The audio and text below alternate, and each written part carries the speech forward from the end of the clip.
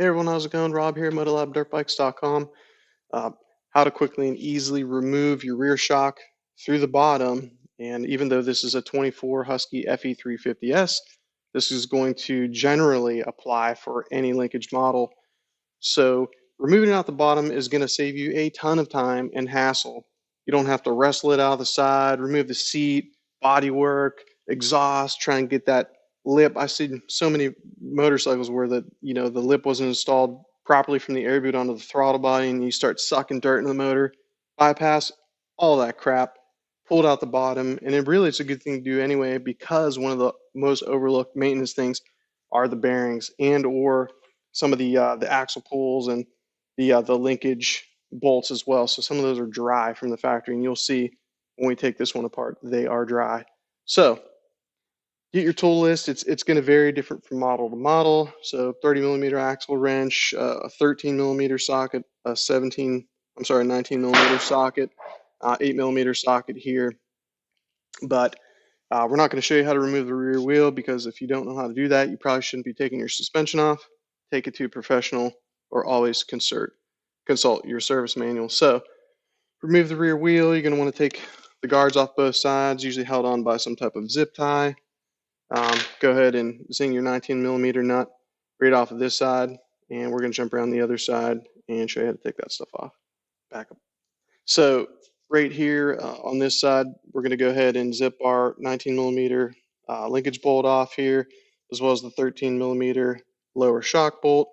And then you could dislodge the brake line here. It's super easy, just lift it out by hand. And then there's a channel on the inside in which you could move the brake caliper all the way forward and it'll just come out and hang there. So once you do that, you can go ahead and push your linkage bolt all the way out through the other side. And see, that's what I was talking about. Absolutely zero grease. And they're having a big time problem on these new models where these bolts are getting seized inside there. So, use yourself an anti-seize grease mixture with a little brush to brush on when you're reassembling this stuff. And then we'll go ahead and take out the lower shock bolt. Just wiggle it. All that stuff comes out and hangs loose. So now we're going to jump back around the other side. All right, we're going to drive this swing arm axle bolt out, and so I just use an old 3/8 extension. You could use whatever, just make sure that it does not booger up the outside of the threads. And remember, tap lightly.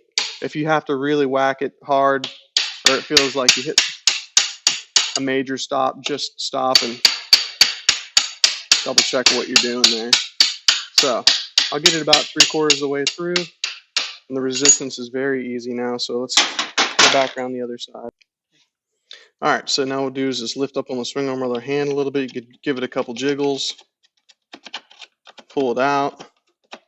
And even on this, you could see that there's just absolutely zero grease on this thing. Bad news, man. Bad place to save money. So what we'll do is just go ahead at this point, we just go ahead and wiggle it back forward, or backwards rather. And you could do one of two things. You could just let it lay like that. It's just going to rest on the linkage. Or you could move your brake hose out of the way. If you don't want it sitting like that, you could kind of go back and just let it kind of hang out like that. And so at this point, all that's left is just the upper shock bolt right there. And go ahead and pull that. And voila. It's literally just as easy as that. It'll take you maybe 10 minutes. And you don't have to fudge around with all this other body work and this and that. And so by and far, this is the best way to do it. And like I said, this generally applies across the board and is a great time to service one of the most overlooked things, your linkage bearings and or your swing arm bearings. So hope that helps. Go ahead and click the Start Now button on MotoLabDirtBikes.com for your free quote. Shoot us a call at 423-900-2233 or an email at info@MotoLabDirtBikes.com. Thanks, everyone.